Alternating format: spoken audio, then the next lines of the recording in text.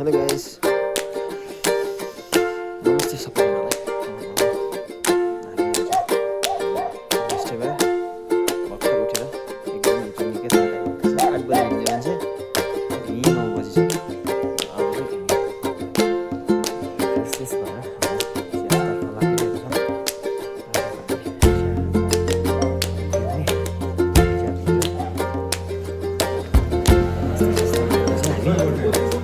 लाग्ने हो, चिया पनि आइसकेको छ। मोटे गायब जस्तो जस्तो गरेर चाहिँ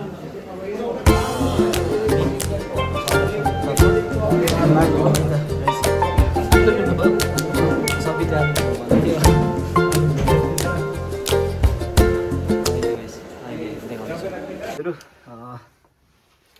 गुड मर्निङ सबैजनालाई। फेरि पनि हामी चाहिँ तयारी भयौँ। हामी चाहिँ अब ट्रेकिङको ड्रेस लगायौँ हो। अनि ड्रेसेस अब भइसक्यो, लगाइसक्यौँ, रेडी पनि भइसक्यौँ। अब सन्दकपुरतर्फ लाग्ने हो। दारीसारी काट्नु पनि होइन। अब ओछ्यानहरू हामी यसरी पठाइदिएर राखेको छौँ हो। हाम्रो केटाहरू एकदम सभ्य छ, सभ्य र भव्य छ। क्रिस्ताले दामी पटाएको छ। यो चाहिँ मैले पटाएको। हेर्नुहोस् नि, यहाँ ससाङले बाङबुङ बिगारिदिन्छ। ला के भयो अन्त रडी यसले बिगारिदिन्छ घरिघरि चाहिँ हो। ल अब हामी चाहिँ लाग्यौँ, रुमबाट निक्ल्यौँ। त्यस्तो छ। ल माथि अब तपाईँलाई भेट्नुहुन्छ है त, बाटोमा तपाईँहरूलाई देखाउनेछु फेरि पनि।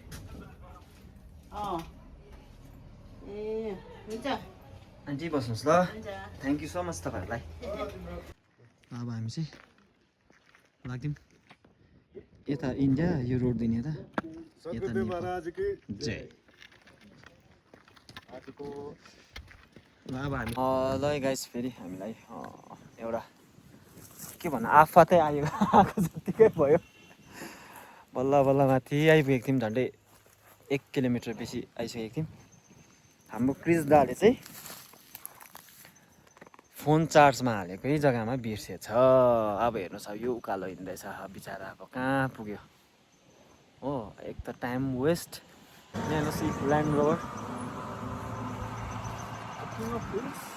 ल अब बिचरा कहाँ चाहिँ कुद्दैछ भने नि, अब म चाहिँ ससाङलाई यो ससाङ अलिक हिँड्न सक्दैन, यसलाई चाहिँ म हिँडाउँदै गर्छु बिस्तारै। अब यो दुइटा ब्याग म आफै बोक्दैछु। अवस्था चाहिँ यस्तो छ साथीको, दुईटा ब्याग बोकेर, यो खालको ब्याग फेरि बोकाइ पनि एउटा कृष्णको एउटा त्यसको ब्याग बोकेर चाहिँ यो खालको ठाडो उकालो रम कुद्दिने दम रहेछ मलाई। सुन्नुहोस् है, हे बोय सुन्नुभयो होला। आफ्नो बिर्सेको फोन वापस गएर पनि लिएर पनि आइसक्नु भएको छ।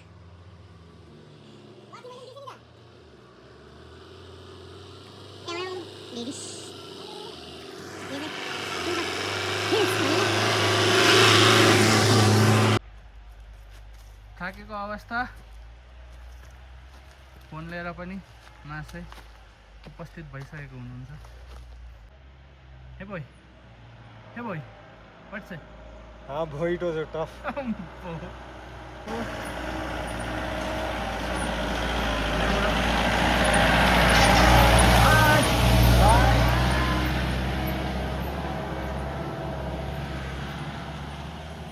कस्तो कमान भनिदिएको, कुद्दै आएको त तलबाट रनिङ दाना। अब यति खाली हिँड्दा त भाइ कति हिँडिदिन्छ जस्तो लाग्दो रहेछ। साथीलाई चाहिँ यो खालको बोकाएर चाहिँ खाली हिँड्दा चाहिँ जति पनि हिँडिन्छ अरे। अम्बो हट्टा फिल गर्यो। तर बिचरा कुद्दै आएको छ कि, त्यसले गर्दा म एकछिन बोकिदिन्छु। मलाई तर गाइस उकालोमा चाहिँ यो जुत्ताले साथ दिँदा चाहिँ चेप्दैन रहेछ कि। तर मलाई चाहिँ सुर्ता चाहिँ के लागिरहेको छ भन्दाखेरि नि, फालुट ओह्रालो चाहिँ कसरी हिँड्नुपर्ने रिम्बिकसम्म चाहिँ भइरहेको छ। किनभने ओह्रालोमा चाहिँ चेप्दो रहेछ हिजो, किनभने गैरी बाँस आउँदाखेरि पनि ओह्रालो उकालो मजाले हिँडेँ, 1300 पनि ठिकै छ। अहिले उकालो पनि चेपेको छैन त्यस्तो होइन, दुखेको छैन, तर ओह्रालोमा चाहिँ डरलाग्दो दुख्दो रहेछ। हिजो अब तपाईँहरूलाई देखाउने छु, पहिला हिजोको भिडियो त बनाएको छु म, तर अब यहाँनिर कहाँबाट एडिट गर्नु, के गर्नु, कसो गर्नु छैन, मिलेको छैन। एकैचोटि घर पुगेर फुल भिडियो चाहिँ फुल देखाउने छौँ। यता फेरि बाटो चाहिँ फोन छोडी पठाएर हिमास 1 किलोमिटर ओह्रालो गएर फेरि आएको। डबल पऱ्यो हजुर, कस्तो अनुभव छ? कुद्दै गयो कि दाजु गाडीमा गयो नि, लग्यो लग्दैन बिचराले, आउँदा आउँदा त हिँड्दा भने शेषमा अलिक उयो कर भयो, लाग्यो खबर भयो अलिक कर लाग्यो नि। न बोकिदिन्छु मान्छे, कसो बिचरा बोकिदिन्छु न, सक्छौ सक्छु। यतिको चाहिँ हुनुपर्छ केटाहरूमा, तर रोटे रोड हिँड्नु पऱ्यो नि, साथी साथी भएपछि चाहिँ यतिको चाहिँ सेक्रिफाइस होइन। अब बिचरा कुदेर बिचरा हुनु त जान्दा त अलिक ढाँट्यौँ कि ढाँट्यो कि गाडीमा गएछ हो।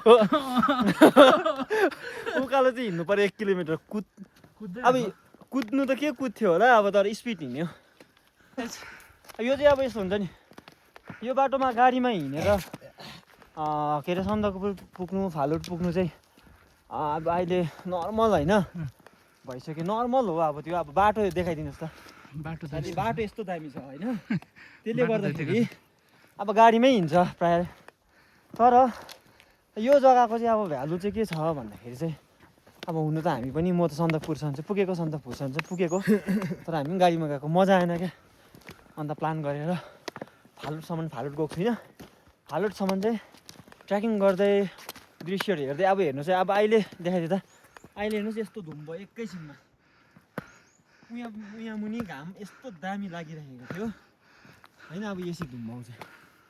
अब यो अब 5 मिनट सेकेन्डको हिसाबमा तपाईँको मौसम चेन्ज हुँदो रहेछ। अब माथि कति पुग्दाखेरि, माथि पुग्दा असिना पनि आउनुसक्छ, पानी पनि पर्नुसक्छ, हावा पानी पनि पर्नुसक्छ होइन, केही भन्नु सक्दैन। त्यो अब आनन्दहरू लुट्दैन गाडीमा। अन्त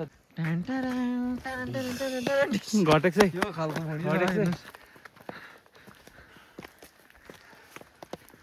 मान्छेकोमा एउटा होइन विल पावर, एउटा आफ्नो माइन्डमा एउटा सेट राखेर होइन गर्नु सक्छु भनेर आयो भने जे पनि गर्नु सक्छ, मुमकिन छ। That's the message from me होइन।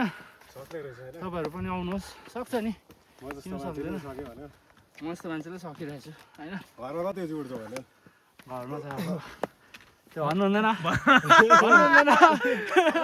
आज रिभिल गर्नैपर्छ त, आज गर्नु गर्नुपर्छ। होइन होइन कति बजी भनिदिनु त? होइन हे कम्तीको अब छिटो भनेको 10 होइन 12-1 बज्छ। 12 कैयाकट्टा भन्दो रहेछ, योहरू सबै हिँड्दै पर्दो रहेछ। हामी कालपोखरीदेखि चाहिँ नेपाल हिँडेर छुट्टिँदो रहेछ, 2टा बाटो रहेछ, नेपालको बाटो जाँदा पनि हुँदो रहेछ। हामी चाहिँ यो बाटो जाने, यो बाटो चाहिँ अलिक सुविधा छ अरे। यो बाटो त हिँडेको पनि म सन्दकपुरसम्म गाडीमा गएको, थाहा छ यो बाटो त। माथिल्लो बाटो चाहिँ हिँडेको थिइनँ, अब हामी फेरि यो बाटो हिँड्नेछौँ। माथिल्लो बाटो चाहिँ, अर्को बाटो चाहिँ उकालो ओह्रालो छ अरे, गाडीलाई चाहिँ राम्रो पिच भएको छ अरे। अन्त तर हिँड्नुको लागि त्यो बाटो अलिक साह्रो पर्छ अरे हामीलाई, त्यसले गर्दा उकालो हिँडेर ओह्रालो हिँड्दै फेरि उकालो हिँड्दै गर्नुपर्छ अरे। यो बाटो चाहिँ पर्फेक्ट भन्दैछ, 1300। ल है साथीभाइ हो, हामी चाहिँ कति हिँड्यौँ होला हौ, 6 किलोमिटर सायद, 6 किलोमिटर होला कैयाकट्टाबाट। कैयाकट्टासम्म 3 किलोमिटर, त्यहाँदेखि यता 3 किलोमिटर चाहिँ हिँड्यौँ होला। यो बाटो भएर आएको हामी। अन्त एउटा विशदको कुरा चाहिँ यहाँ देख्नु हुँदैछ तपाईँहरूले, पानी मेन चाहिँ हामीलाई पानीले भेट्दैछ। स्टार्टिङ भयो, नहोस् भन्छु म चाहिँ।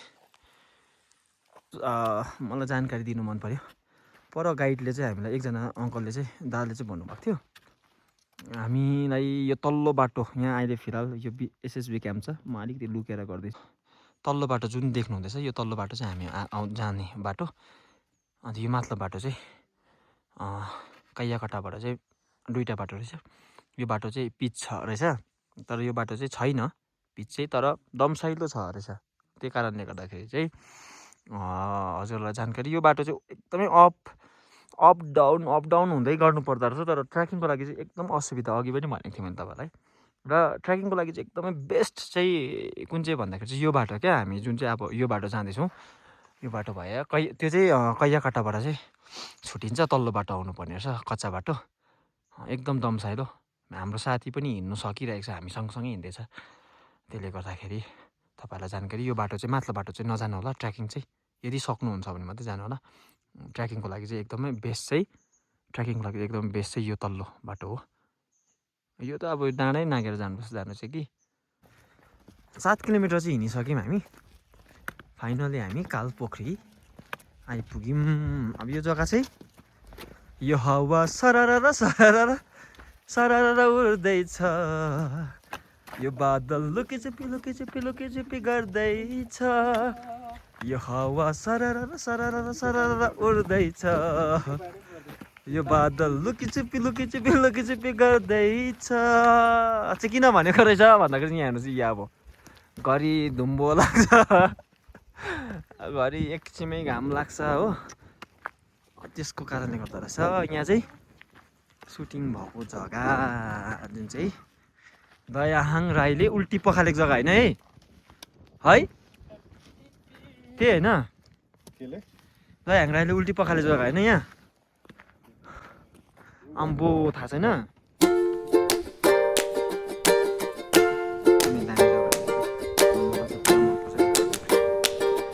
केटाहरूले विस गर्दैछ यहाँ विस माग्दैछ के माग्दैछ केटा नभन्ने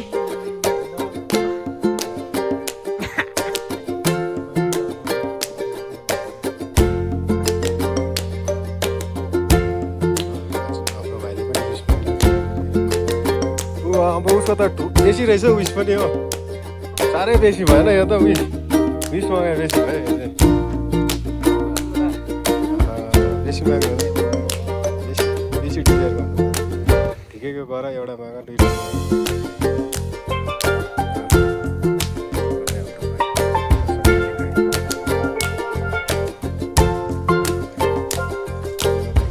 मेन क्यारेक्टर असिना आयो यस्तो दामी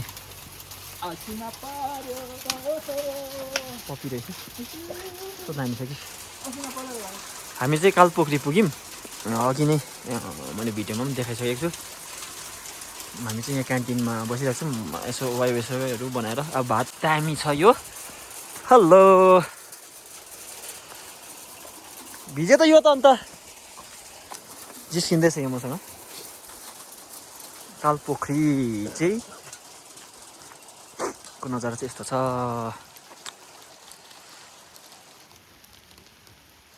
पानी पर्यो सन्दकपुर गाउँपालिका भ्रमण गर्नुभएकोमा धन्यवाद यो चाहिँ नेपालको बोर्ड रहेछ आया हो